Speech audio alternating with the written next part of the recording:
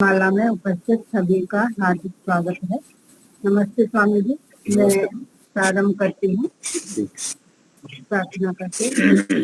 ओम सहना भवतु सहनौ भुनक्तु सह वीर्यं करवावहै तेजस्विनावधीतमस्तु मा विद्विषावहै। ओम शांति शांति शांति। सभी को सादर नमस्ते जी। स्वामी जी आप प्रारंभ कीजिए।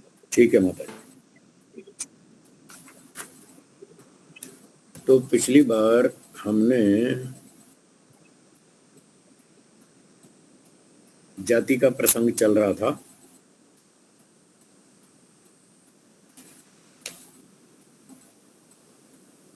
परसों अनुत्पत्ति समाज जाति इस पर चर्चा की थी। अब उससे अगली जाति है 14 संख्या पर संशय समा जाति। संशय समा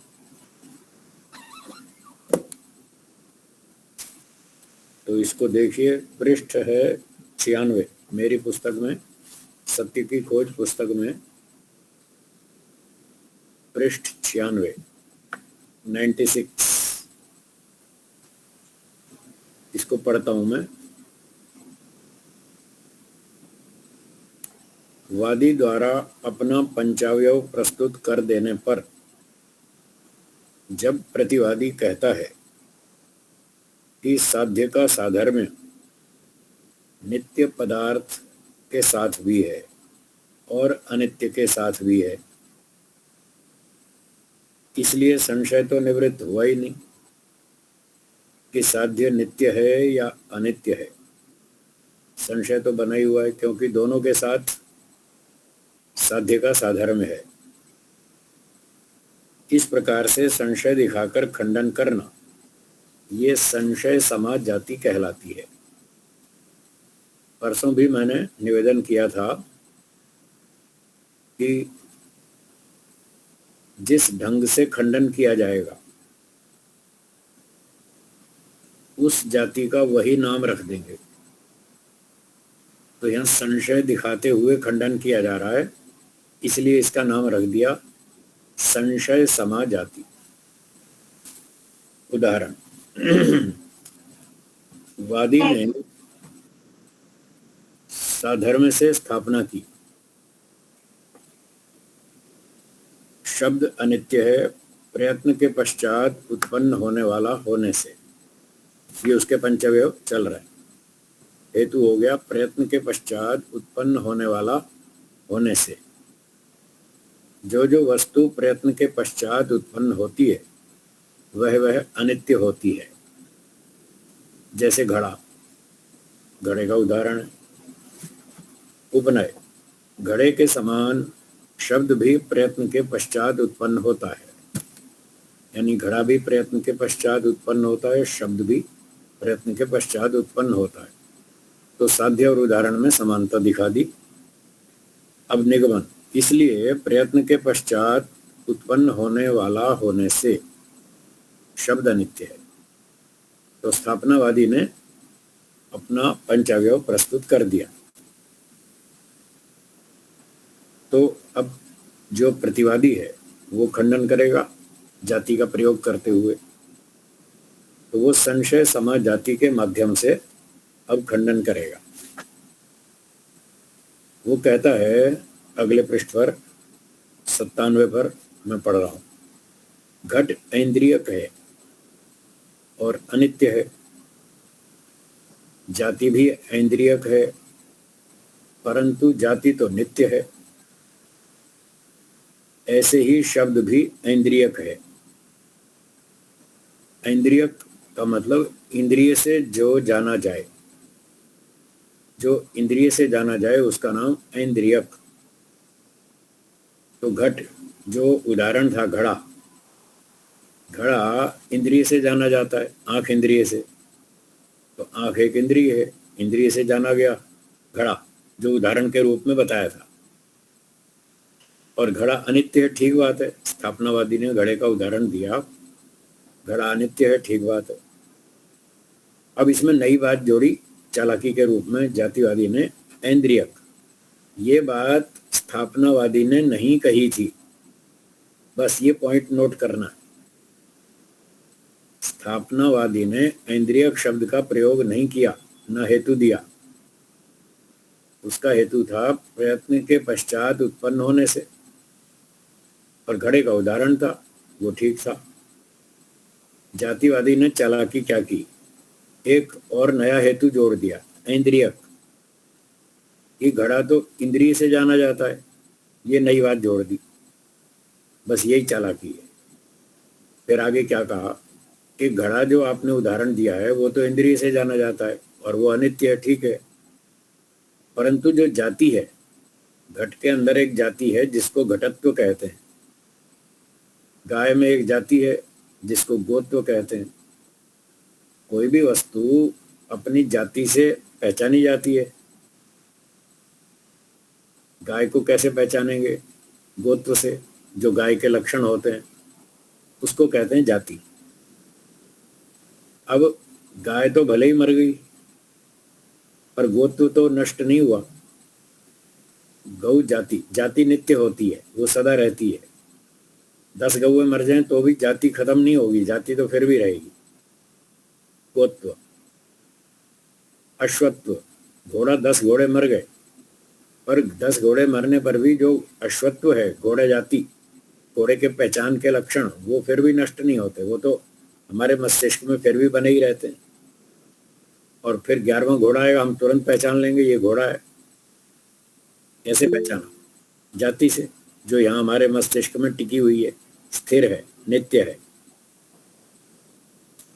तो जातिवादी ये चालाकी कर रहा है कि घड़े का जो आपने उदाहरण दिया, घड़ा अनित्य है, ठीक बात है, परंतु वो घड़ा इंद्रियक है, आंख इंद्रिय से जाना जाता है, और जो जाति है वो भी इंद्रियक है, वो भी आंख से जानी जाती है।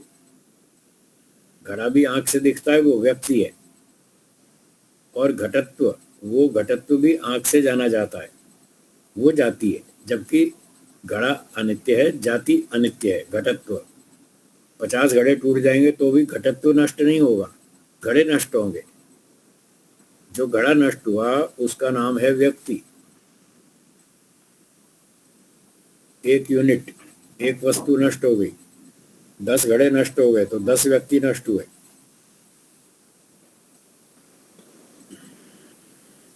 इस प्रकार से व्यक्ति अनित्य है और जाति नित्य है।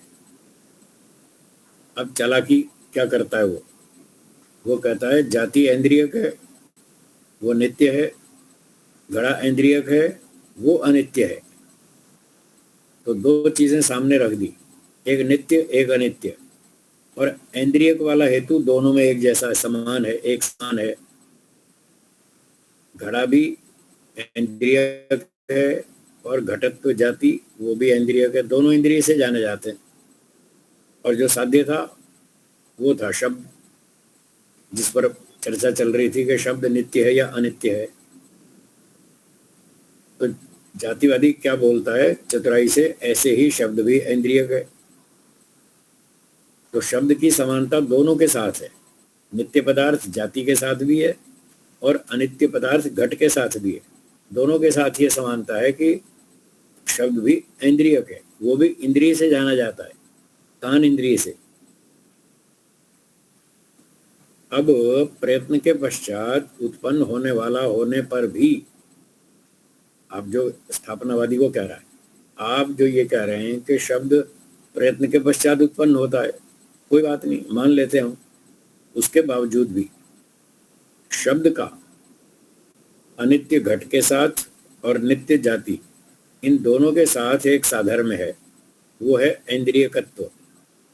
तो इंद्रियकत्व, ये दोनों के साथ साधर्म्य होने से फिर भी संशय तो बना ही हुआ है, फिर भी बना रहता है संशय कि शब्द को घट के समान अनित्य माने या जाति के समान नित्य माने, क्या माने, कोई फैसला तो हो नहीं रहा, निर्णय तो कोई हो नहीं पा रहा,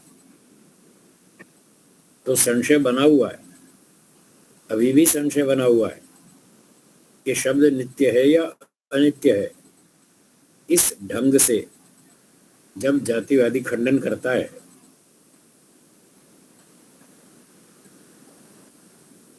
तो इसको संशय समा जाति कहते हैं। संशय दिखाकर खंडन करना, ये संशय समा जाति है। जब प्रतिवादी ने जाति का प्रयोग करके खंडन किया तो फिर वादी ने उसका जवाब दिया। उसने उत्तर दिया, सुनो भाई जातिवादी, तुम कहाँ गड़बड़ कर रहे हो, सुनो। अब वादी द्वारा इसका उत्तर पढ़ता हूं मैं। प्रयत्न के अनंतर शब्द की उत्पत्ति होती है, ये शब्द का विशेष धर्म है। वस्तुओं में कुछ सामान्य धर्म होते हैं, कुछ विशेष धर्म होते हैं। जब सामान्य धर्म की जानकारी हो जावे और विशेष धर्म की ना हो तो संशय पैदा होता है। तो वादी क्या उत्तर दे रहा है कि शब्द का विशेष धर्म है, प्रयत्न के पश्चात वो उत्पन्न होता है, ये उसका विशेष धर्म, खास बात। और जो इंद्रिय ग्राह्य आपने बोला, इंद्रियक, इंद्रिय से गृहीत होता है शब्द, तो ये तो जाति और घट का सामान्य धर्म है। इंद्रिय ग्राह्यता, जाति और घट का ये सामान्य धर्म है। इन दोनों का ये सामान्य धर्म शब्द में भी है। ठीक है, सामान्य धर्म तो कई चीजों में होता है,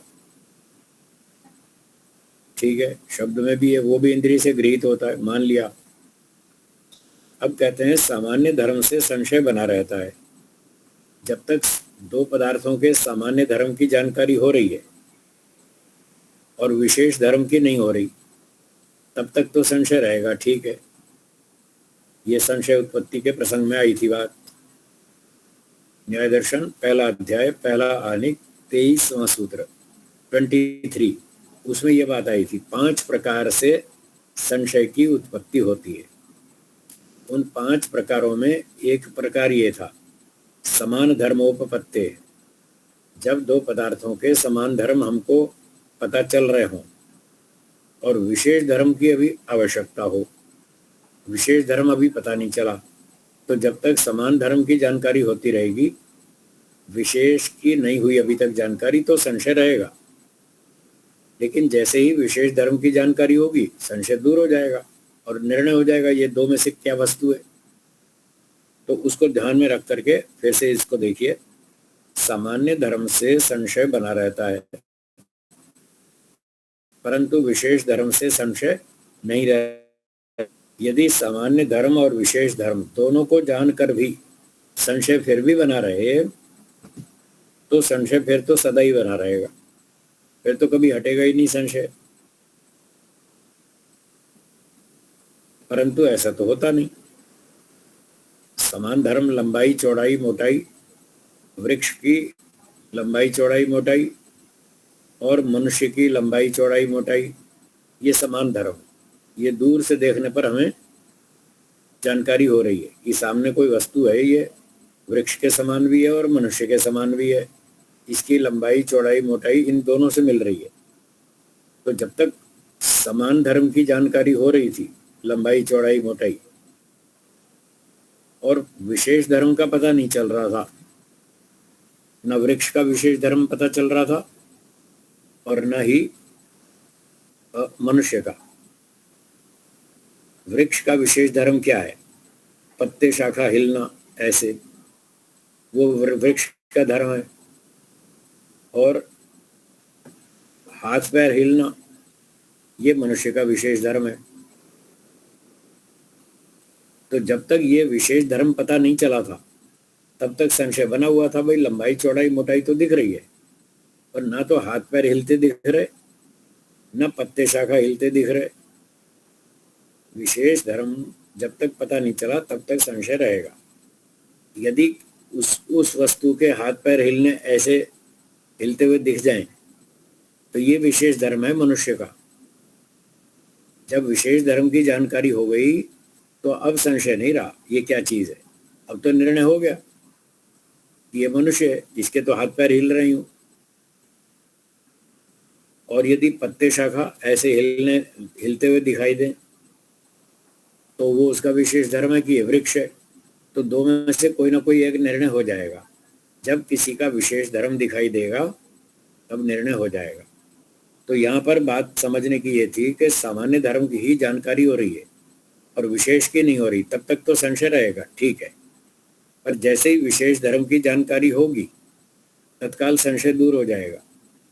और यदि विशेष धर्म की जानकारी होने पर भी संशय बना रहे फिर तो कभी भी संशय हटेगा ही नहीं, फिर तो सदा ही बना रहेगा। ये दोष आता है। परंतु प्रत्यक्ष से हम देखते हैं तो ऐसा नहीं होता कि संशय हमेशा बना ही रहे। हम देखते हैं जब हाथ पैर हिलते हुए दिख गए तो संशय दूर हो गया और निर्णय हो गया ये तो मनुष्य है। तो इस प्रकार से संशय हट जाता है। अब आगे पढ़ता हूं मैं। वस्तुओं में साधर्म्य तो संशय हटने के बाद भी सदा ही रहता है। साधर्म्य लंबाई चौड़ाई मोटाई वो तो संशय हट गया तो भी रहेगी। वृक्ष में और ठूंठ में, मनुष्य में और ठूंठ में, सूखे पेड़ में लंबाई चौड़ाई मोटाई तो सदा ही रहती, वो तो कभी हटती नहीं। जबकि संशय सदा नहीं रहता, वो हट जाता है। संशय की नित्यता न होने से और विशेष धर्म की प्राप्ति हो जाने पर संशय हट जाता है। विशेष धर्म की जानकारी हो गई कि हाथ पैर हिल रहे हैं, मनुष्य है, संशय हट गया। इसलिए जातिवादी ने चतुराई से ये गड़बड़ की है, अनुचित खंडन किया है कि वो कह रहा है घट के साथ भी साधर्म्य है, जाति के साथ भी साधर्म्य है, और वो है ऐन्द्रियकत्व, और शब्द भी ऐन्द्रियक है। तो वो ये चालाकी कर रहा है और ये कह रहा है कि इसके साथ समान धर्म होने से संशय बना ही रहेगा। तो ये वो चालाकी कर रहा है, इससे कोई संशय नहीं रहेगा। विशेष धर्म की जानकारी होते ही संशय दूर हो जाएगा। और हमने विशेष धर्म प्रस्तुत किया है।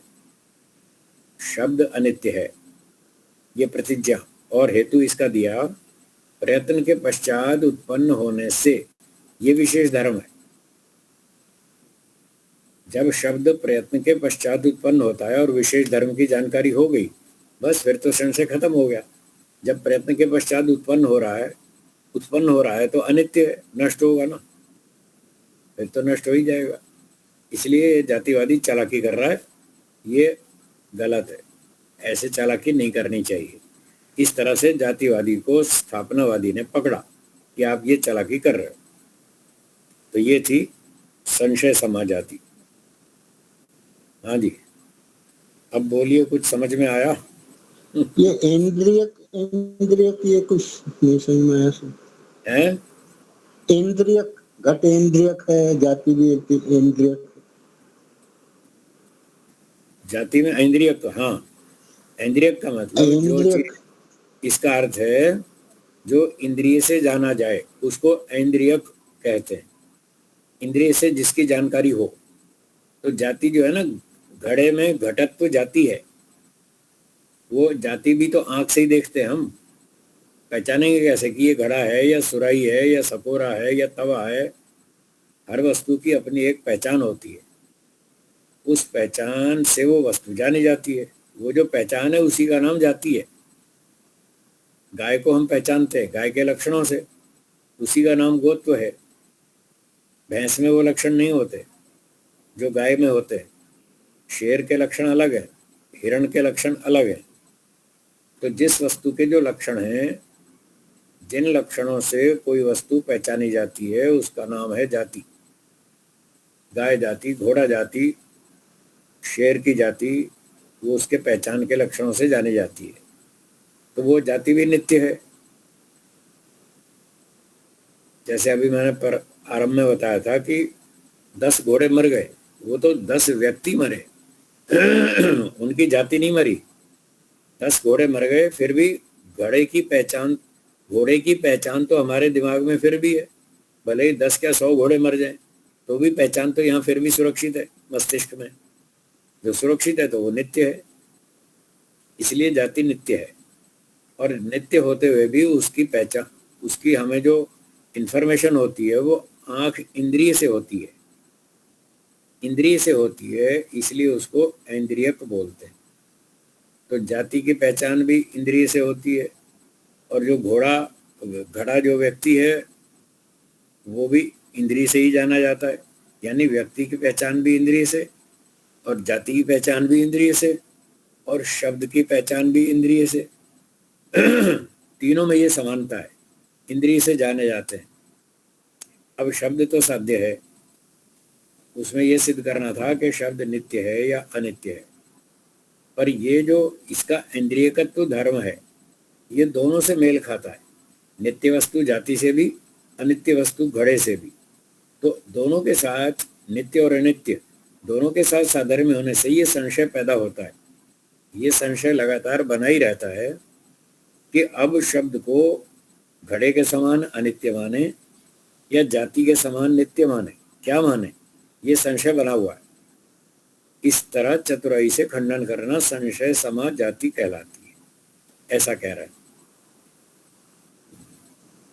ठीक है जी। जी, और किसी को कोई बात पूछनी हो तो बोलिए। संशय स्वामी जी, हाँ जी, जो संशय हमें होता है इसमें, जैसे वादी ने अपनी स्थापना करी कि उत्पत्ति वाला धर्म होने से जी, तो जी, शब्द जो है नित्य है, अनित्य है, अनित्य है। नित्य है। हाँ जी जी जी। तो अब उसने एक दूसरा हेतु, दूसरा कारण रख दिया, हाँ। एक दूसरी बात छेड़ दी। तो इससे ये कैसे स्पष्ट होता है कि ये संशय में आएगा ये? देखिए, जो शब्द है वो इंद्रिय से जाना जाता है, कान इंद्रिय से, हाँ या ना? जी, ठीक है। तो वादी ने ये एक चतुराई करके ये बात कही, नई बात कही, जो कि स्थापनावादी ने नहीं कही थी, जातिवादी ने कही, कि शब्द जो है साध्य वो नित्य है या अनित्य है, ये अभी सिद्ध करना है। तो शब्द जो साध्य है उसका एक धर्म है, वो इंद्रिय से जाना जाता है, ये बात पकड़ ली। अब इंद्रिय से जो वस्तुएं जानी जाती हैं वो दो तरह की हैं, एक नित्य भी है, एक अनित्य भी है। नित्य तो है जाति, और अनित्य है व्यक्ति, घड़ा व्यक्ति। व्यक्ति मतलब यूनिट, एक वस्तु जो व्यक्त है, जो प्रकट है, जो दिख रही है, उसका नाम है व्यक्ति। तो घड़ा जो आंख से दिख रहा है वो एक व्यक्ति है, वो अनित्य है घड़ा, और जबकि वो भी इंद्रिय से जाना जा रहा है। और जो जाति है वो नित्य है, वो भी इंद्रिय से जानी जाती है, आंख से ही। अब इसने चालाकी क्या की कि जो व्यक्ति है वो भी आंख से जाना जाता है, वो अनित्य है, और जाति है वो भी आंख से जानी जाती है, वो नित्य है। तो इंद्रिय से जाने जाने वाली वस्तु एक नित्य है, एक अनित्य है। और जो टॉपिक चल रहा है शब्द का, वो भी इंद्रिय से जाना जाता है। तो अब संशय ये बना कि शब्द का जो साधर्म है वो नित्य के साथ भी है, अनित्य के साथ भी है, दोनों के साथ है। तो अब हम संशय ये है कि उसको क्या माने, जाति के समान नित्य माने शब्द को, या घड़े के समान अनित्य माने? क्योंकि इंद्रिय से तो दोनों तरह की चीजें जानी जाती हैं, नित्य भी और अनित्य भी, और शब्द भी इंद्रिय से जाना जा रहा है। इसलिए डाउट हो रहा है कि इसको क्या माने, नित्य या अनित्य। कुछ बात पकड़ में आई? जी स्वामी जी, थोड़ी सी और अभी रह रही है लेकिन बात ना। ये 5 बार और पढ़ेंगे तब आएगी। मैं 5 बार बोलूं तो समझ में आएगी, या आप 5 बार चिंतन करें तो समझ में आएगी। तो मैंने तो 2 बार सुना दी, अब 4-5 बार आप दोहराओ, आपका काम बाकी है। स्वामी जी, इसमें ऐसे होगा कि उसने दूसरी बात छेड़ी, केवल इसी से हम संशय में ले आएंगे उसको, या जो आपने की बात वो देखी? दूसरी बात जो छेड़ी वो तो है चालाकी, इंद्रियक बताया, ये तो है चालाकी। अब संशय ये था कि जो इंद्रियक वाला धर्म नया छेड़ा जातिवादी ने, वो नित्य के साथ भी है और अनित्य। इंद्रियक वस्तु एक तो नित्य है, एक अनित्य है, और ये शब्द भी इंद्रियक है। स्वामी जी, ये अनेकांतिक में क्यों नहीं जाएगा? अनेकांतिक में इसलिए नहीं जाएगा कि स्थापनावादी ने ये हेतु दिया ही नहीं। स्थापनावादी ने तो कहा था उत्पत्ति होने से, उत्पत्ति वाला होने से, ये तो हेतु सही है, ये हेतु तो ठीक है ना, शब्द अनित्य है उत्पत्ति वाला होने से। जी तो उसने उसने नया बना दिया। उसने तो उत्पत्ति वाला हेतु दिया था। इसमें दोष होता तो आप अनेकांतिक कहते, अगर इसमें दोष होता। इसने स्थापनावादी ने तो ये बात कही ही नहीं, ये तो जातिवादी अपनी ओर से बोल रहा है।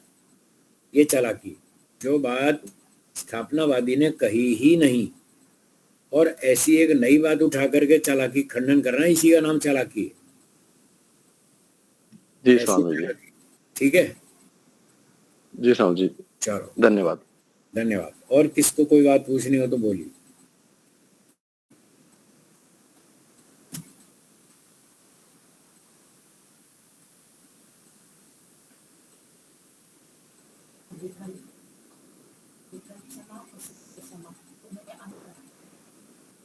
आगे है प्रतिदृष्टांत समा और संशय समा, इन दोनों में अंतर।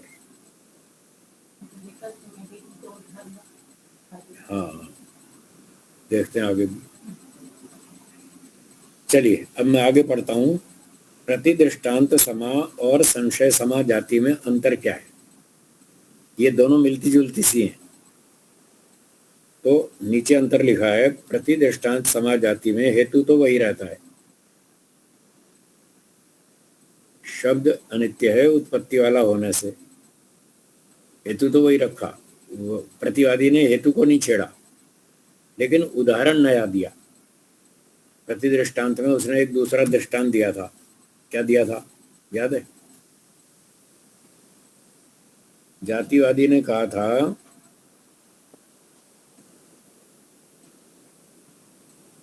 प्रध्वंस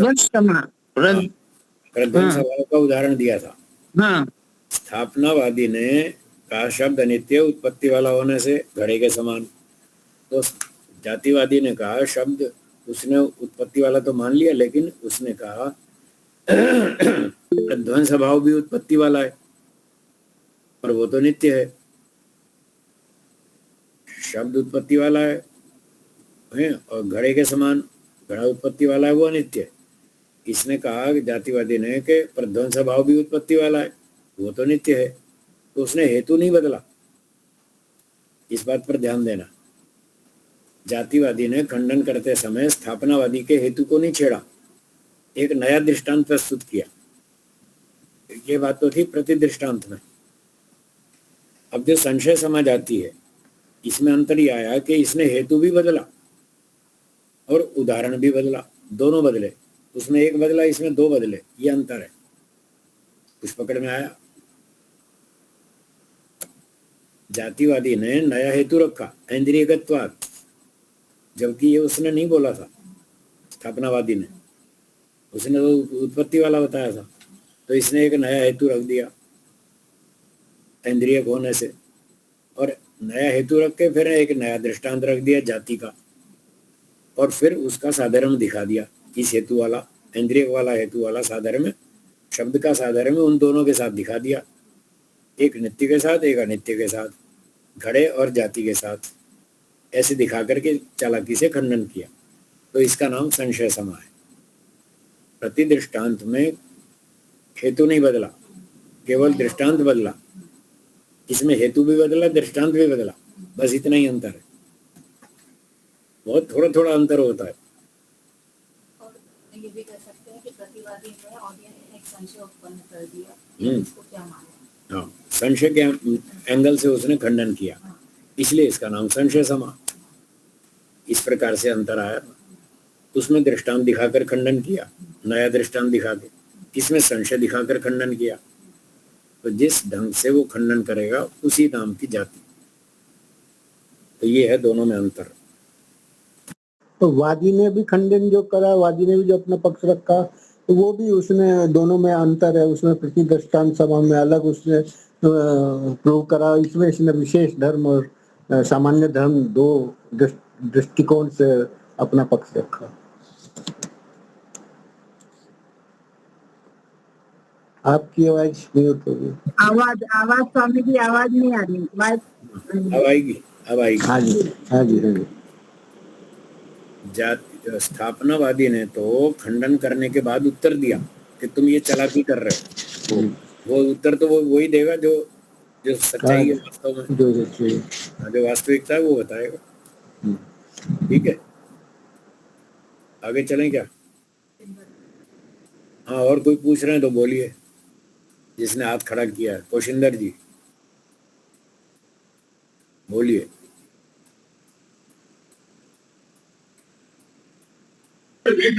गुरु जी। हाँ नमस्ते जी। कौशिंदर बात। आपकी आवाज कट रही है, अपना इंटरनेट हाँ जी चेक गुरु जी। बोलिए बोलिए बोलिए, आवाज नहीं आ रही, माइक बंद हो गया आपका। कुशिंदर जी हाँ बोलिए, माइक खोलिए।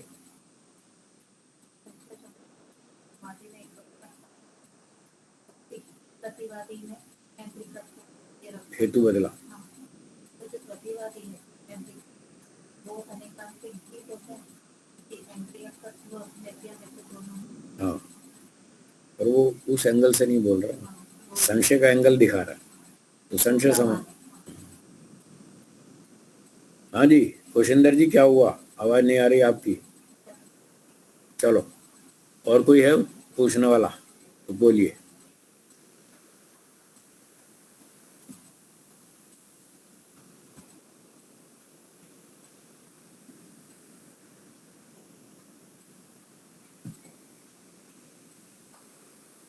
नहीं है तो फिर आगे चलते हैं। चलिए आगे चलते हैं। ये अब हमारी चल रही है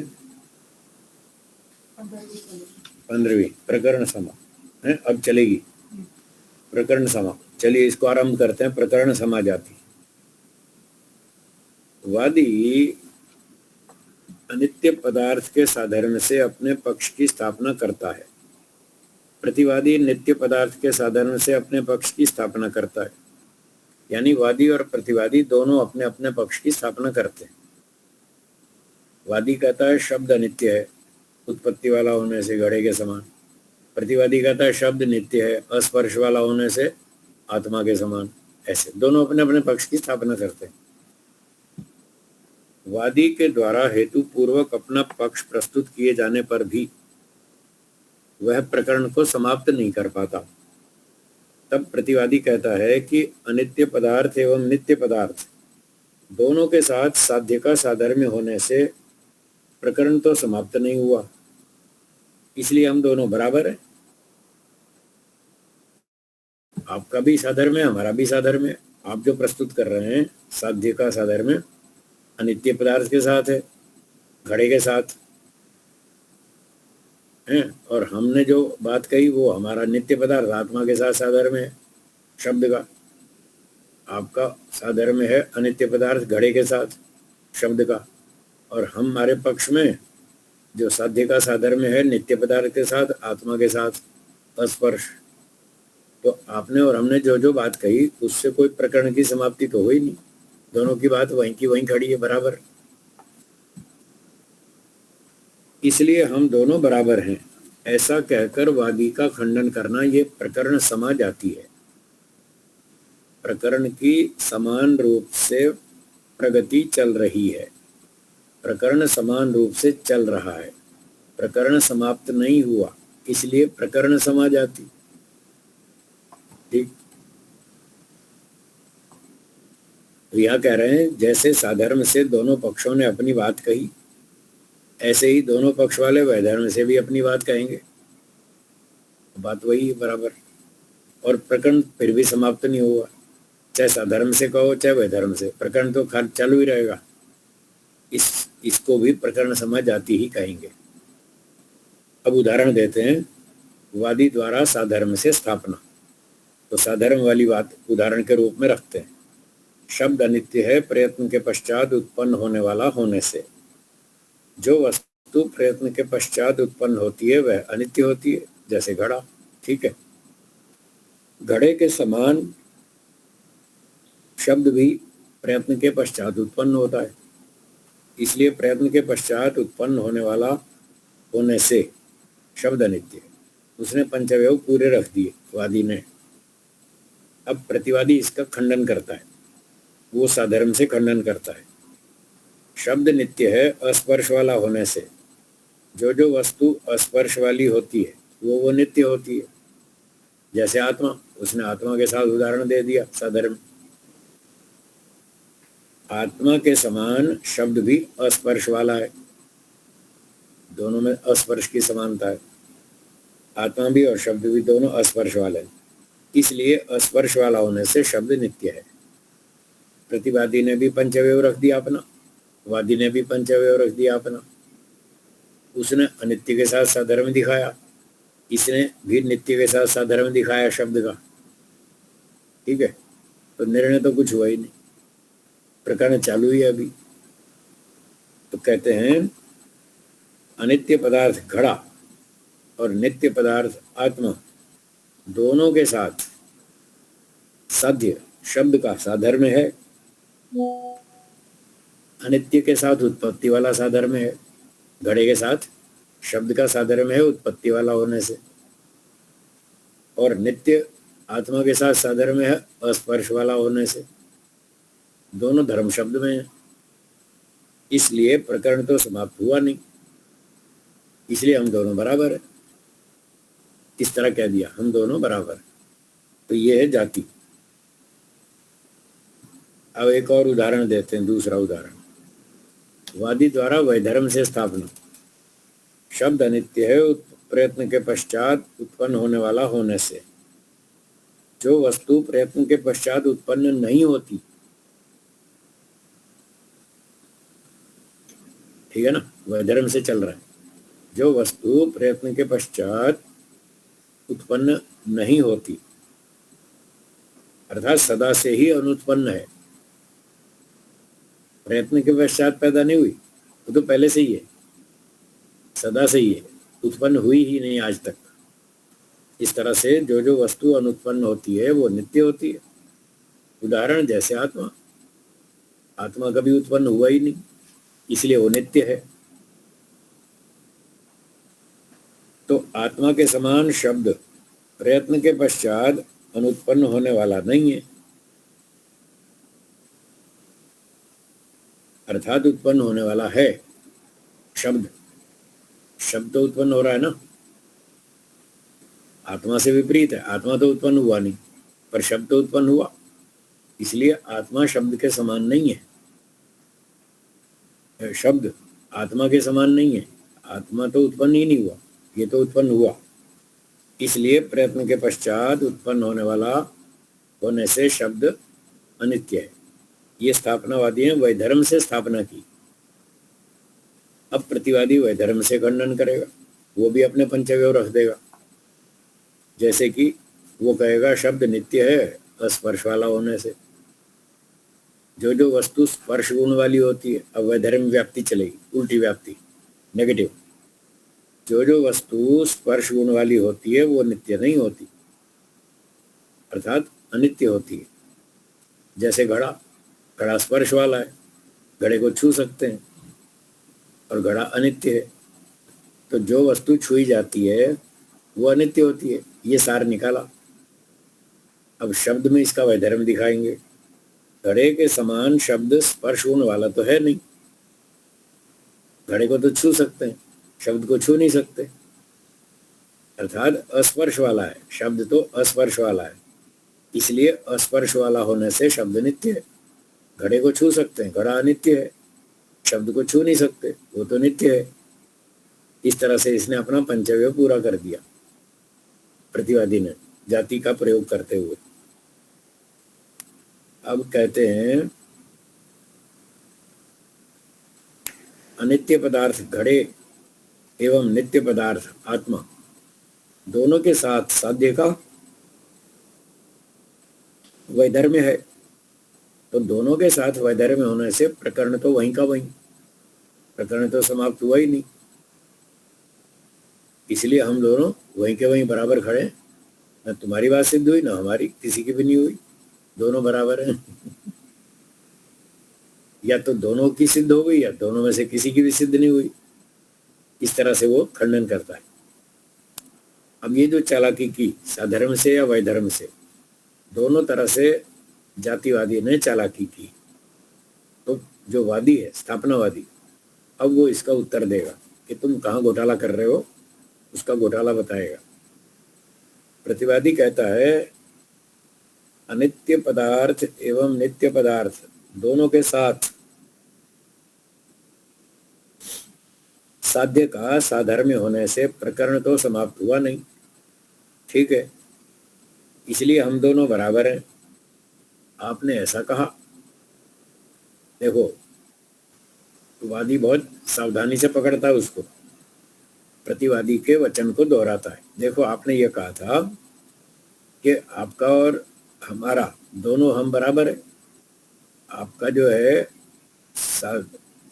है घड़े अनित्य के साथ साधर्म है और हमारा जो है नित्य के साथ साधर्म है। तो दोनों के साथ साधर्म है साध्य का, तो दोनों बराबर है, ऐसा आपने बोला था। अब वादी आगे कहता है प्रतिवादी के इस कथन से यह सिद्ध होता है कि उसने अनित्य वस्तु के साथ शब्द का साधर्म्य है, इस बात को स्वीकार किया था। जब ये कहा था दोनों का साधर्म्य है, तो उसमें एक हमारा पक्ष था, तो हमारा पक्ष तुमने स्वीकार किया या नहीं किया? किया ना। अब आगे सुनिए। जब स्वीकार किया, हमारा साधर्म्य आपने स्वीकार कर लिया कि शब्द का घड़े के साथ साधर्म्य है, तो हमारा अर्थात वादी का पक्ष सिद्ध हो गया। हमने जो बात कही वो हमारी सिद्ध तुमने स्वीकार कर ली। तुमने हमारी बात स्वीकार कर ली। जब हमारा पक्ष सिद्ध हो गया तो तुम्हारा पक्ष तो हमसे विरोधी है, तो तुम्हारा कैसे सिद्ध हो सकता है? तो महापुरुष मानो, हम अवतार माने। हाँ हाँ हाँ, दोनों का ऐसा है। तो ये टेक्निकल बात है। जब प्रतिवादी ने स्थापनावादी की बात मान ली कि हाँ शब्द का अनित्य घड़े के साथ साधर्म्य है, जब तुमने हमारी मान ली तो हम जीत गए, हमारी बात सिद्ध हो गई कि शब्द अनित्य है। जब हमारी सिद्ध हो गई तो तुम्हारी सिद्ध नहीं हो सकती, क्योंकि तुम्हारी तो हमसे विरुद्ध है। हाँ, तो इसलिए तुम्हारी बात सिद्ध नहीं होती, क्योंकि इन दोनों पक्षों में विरोध है। इसलिए हमारा पक्ष सिद्ध हो जाने पर निर्णय हो गया। तो जब निर्णय हो गया तो बात खत्म हो गई। फिर काय का प्रकरण सम आ जाती काय की? ये तो तुम चालाकी कर रहे हो। बात तो खत्म हो चुकी है, तुम हमारी बात स्वीकार कर चुके हो। तो ये हमें इस बात से ये शिक्षा मिलती है कि बातचीत करते समय इस बात का ध्यान रखें कि विपक्षी की बात को स्वीकार नहीं करना। जातिवादी यहाँ मार खा गया, यही मार खाई, उसने हमारी बात को स्वीकार कर लिया और प्रकरण तो बराबर चल रहा है, बस ये शब्द बोल के जाति का प्रयोग कर दिया। प्रकरण तो बराबर चल रहा है, कहाँ चल रहा है? हमारी बात तो सिद्ध हो चुकी है। जब हमारी सिद्ध हो गई तो तुम्हारी हो ही नहीं सकती, क्योंकि दोनों में टक्कर है। दो विरोधी बातें एक साथ सत्य नहीं हो सकती। ये था उत्तर। इस प्रकार से जाति का उत्तर दिया गया और ये बताया ये तो चालाकी कर रहे हो, तुमने कोई ठीक बात नहीं कही।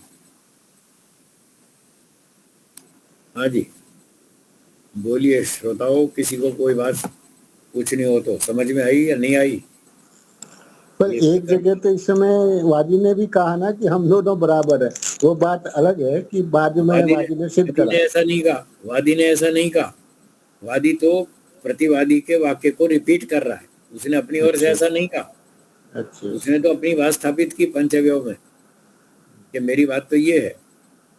उसने दोनों बराबर ये स्वीकार नहीं किया। ये तो नहीं, जो वादी द्वारा साधर्म्य से स्थापना है उसमें लास्ट में लिखा है ना कि इसलिए हम दोनों बराबर हैं, पर वो उसके दलील को स्वीकार कर रहा है, लेकिन बाद में वो वादी उसका बता भी रहा है कि वो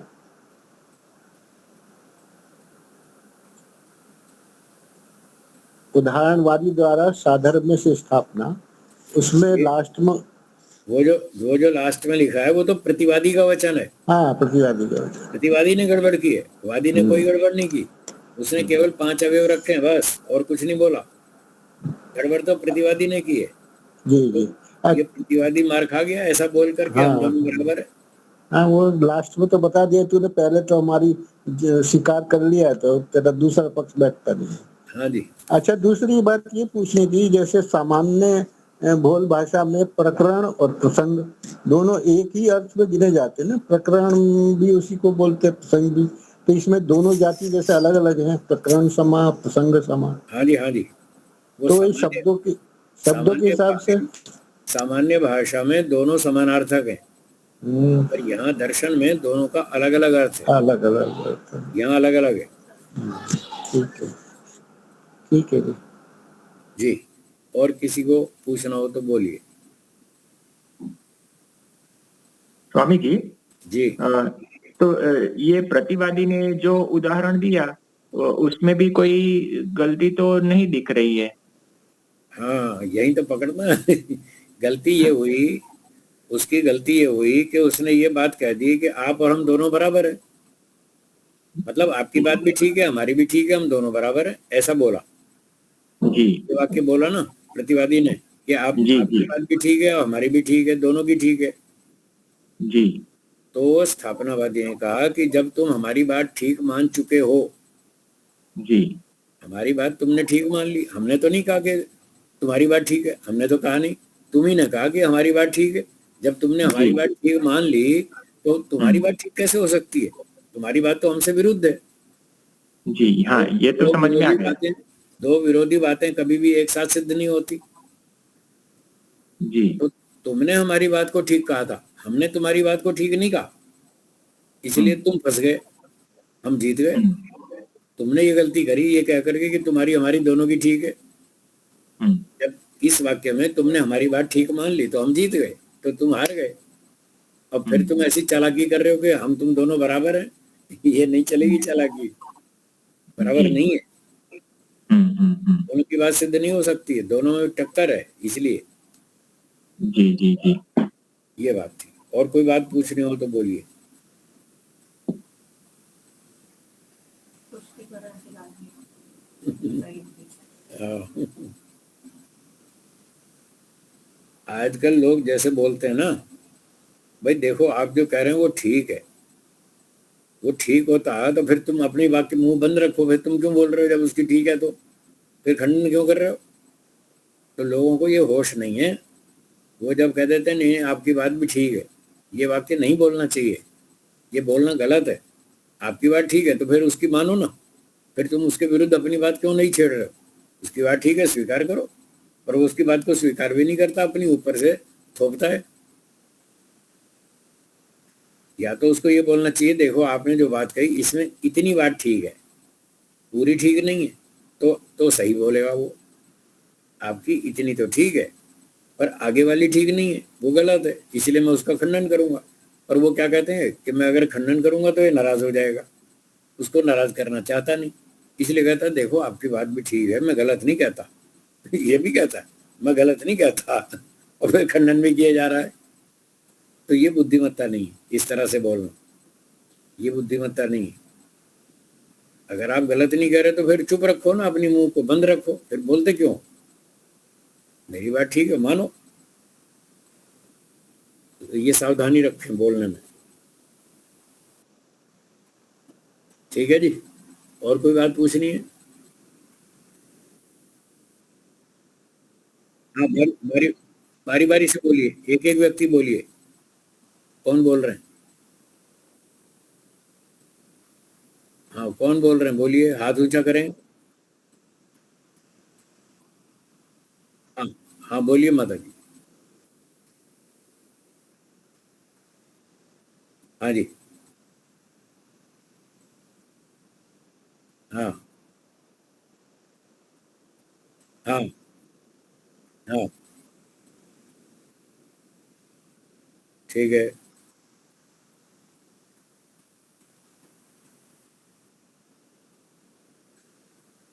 ऐसा नहीं बोल सकते। जब वो गलत है तो आप क्यों कह रहे हो कि आप ठीक कह रहे हैं या आपकी बात ठीक है या मैं आपको गलत नहीं कह रहा? ये तो झूठ है, लोग झूठ बोलते हैं। मैं लोगों की बातें सुनता रहता हूँ, मुझे मन में तो कभी गुस्सा आता है और कभी हंसी आती है। ये कैसे मूर्ख लोग हैं, बात का खंडन किए जा रहे हैं और फिर कहते हैं नहीं नहीं मैं आपकी बात का खंडन नहीं कर रहा। कितना झूठ बोलते हैं, खंडन भी किए जा रहे हैं और कहते हैं नहीं नहीं मैं आपका खंडन नहीं कर रहा। तो ऐसा नहीं बोलना चाहिए।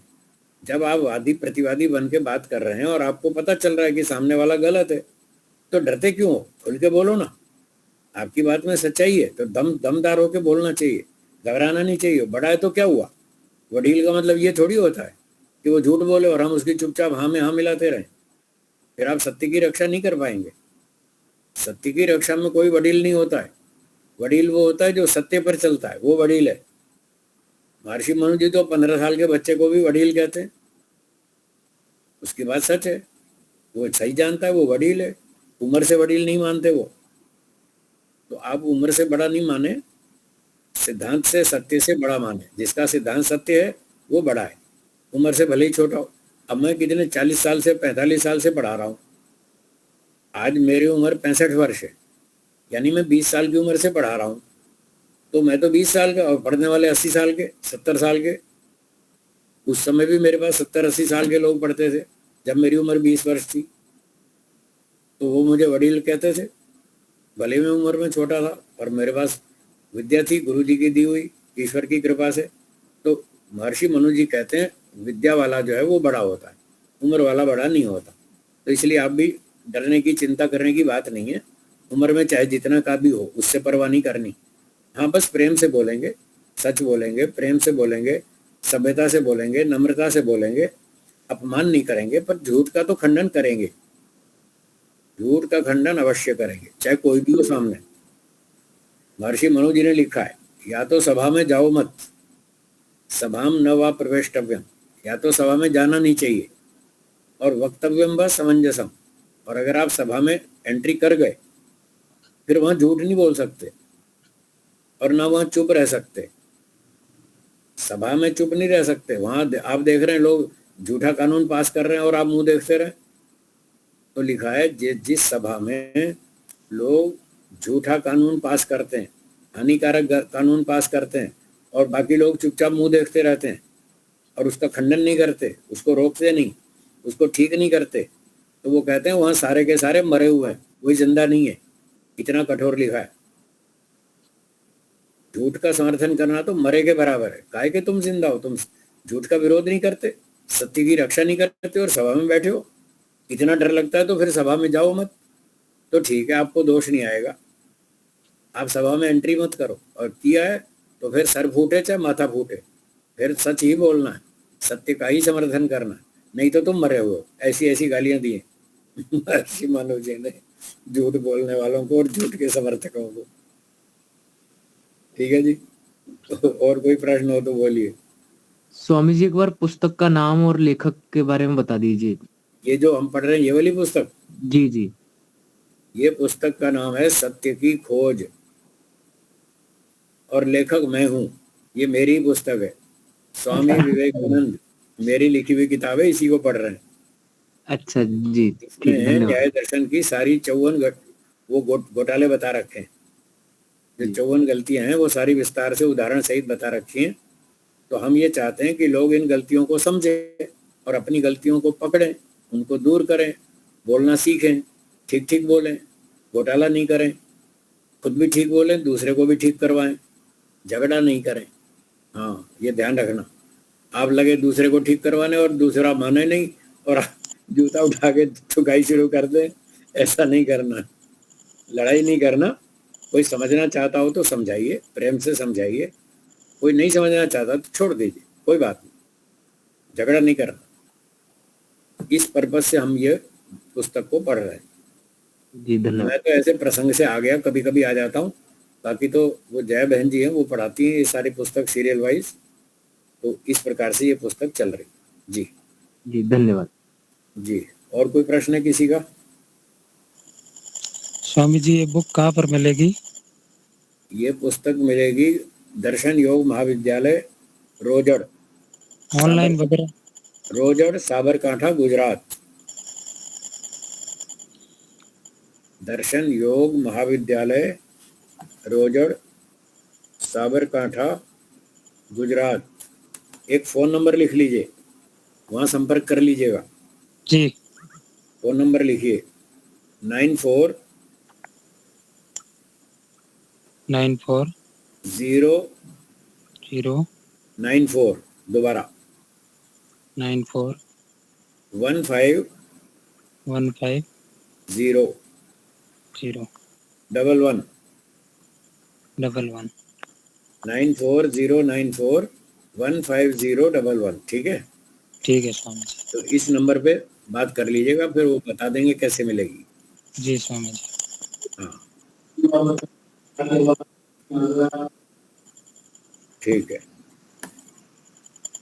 और कोई बात पूछ रही है? 2-3 मिनट बचे हैं।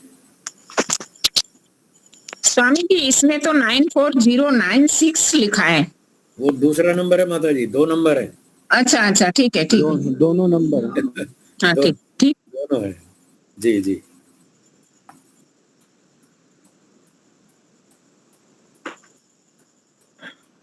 नमस्ते स्वामी जी। हाँ जी बोलिए। इस जाति में प्रक्रम से महत्वाभास ये कैसे हुआ? प्रकरण सम हेत्वाभास और प्रकरण सम जाति, ये दोनों का नाम एक जैसा है, लेकिन दोनों में अंतर है। अंतर ये है, देखिए इसी प्रसंग में 100 नंबर पृष्ठ पर लिखा है, दोनों का अंतर भी लिखा है। लिखा है नीचे लिखा है प्रकरण सम हेत्वाभास में वादी प्रतिवादी ने दोनों ने जो प्रतिज्ञा की थी उसी को घुमा फिरा के हेतु बना दिया, प्रतिज्ञा को ही हेतु बना दिया, नया हेतु अलग से कुछ नहीं दिया। जब अलग से नया हेतु कुछ नहीं दिया, प्रतिज्ञा को ही घुमा के हेतु बना दिया, वो है प्रकरण सम हेत्वाभास। और जो प्रकरण सम जाति है, इसमें उससे भिन्नता ये आई कि शब्द अनित्य है। हाँ, अब उस पहले हेत्वाभास का उदाहरण दे रहा हूं। स्थापनावादी ने कहा शब्द अनित्य है क्योंकि इसमें नित्यता नहीं, और प्रतिवादी ने कहा शब्द नित्य है क्योंकि इसमें अनित्यता नहीं है। प्रतिज्ञा को ही घुमा फिरा के हेतु बना दिया, नया हेतु अलग कुछ नहीं दिया। अब प्रकरण सम जाति में क्या हुआ, वादी प्रतिवादी दोनों प्रतिज्ञा को घुमा फिरा के नहीं बोल रहे, अलग हेतु रख रहे हैं। दोनों व्यक्ति, वादी भी प्रतिवादी भी, दोनों अलग अलग हेतु रख रहे हैं अपना, प्रतिज्ञा से भिन्न, परंतु दोनों उनका जो हेतु है वो हेत्वाभास है, इसलिए प्रकरण समाप्त नहीं हो पाया। मतलब क्या हुआ कि प्रकरण सम हेत्वाभास में नया हेतु कुछ नहीं रखा, जबकि प्रकरण सम जाति में हेतु तो नया रखा, ये डिफरेंस है। पर हेतु इतना लचर पचर कमजोर था कि वो शब्द की सिद्धि कर नहीं पाया। उस पकड़ में आई बात? हाँ जी। हाँ, तो इस तरह से अंतर है। उसमें हेतु कोई अलग दिया ही नहीं, इसमें हेतु अलग तो दिया, पर हेतु कमजोर था जो अपने पक्ष की सिद्धि कर नहीं पाया, इसलिए प्रकरण चलता रहा। तो चलिए फिर समय समाप्त, धन्यवाद। पाठ को विराम देते हैं। आप सबने इसको अध्ययन किया, इसको बार बार पढ़िए, दोहराइए, 5-10 बार कुछ दोहराना पड़ेगा तो धीरे धीरे बैठ जाएगा दिमाग में। 4 से 5 की क्लास कल 4 से 5 कल गया बहन जी की सूचना है, कल 4 से 5 वो कक्षा लेंगी दोपहर में, शाम को 4 से 5 दोपहर में ना, कल तो इसी टॉपिक को फिर और वो थोड़ा और समझा देंगे। ठीक है जी? हाँ जी, सबको नमस्ते, धन्यवाद। नमस्ते स्वामी। नमस्ते जी। नमस्ते। धन्यवाद। नमस्ते गुरु जी। हाँ नमस्ते जी, शांति पाठ कर लीजिए। गुरप्रीत अमृतसर तो जी। हाँ जी समझ गया, गुरप्रीत सिंह जी समझ गया। मैं करूँ दीपालिका जी? बोलिए माता जी। नमस्ते। आइए सभी शांति पाठ करते हैं। ओम द्यौः शान्तिरन्तरिक्षं शान्तिः पृथिवी शान्तिरापः शान्तिरोषधयः शान्तिः वनस्पतयः शान्तिर्विश्वे देवाः शान्ति ब्रह्म शान्तिः सर्वं शान्ति शान्तिरेव शान्ति सामा शान्तिरेधि ॐ शान्तिः शान्तिः शान्तिः सर्वेभ्यो नमः। सबको सादर नमस्ते। सबको सादर धन्यवाद। नमस्ते।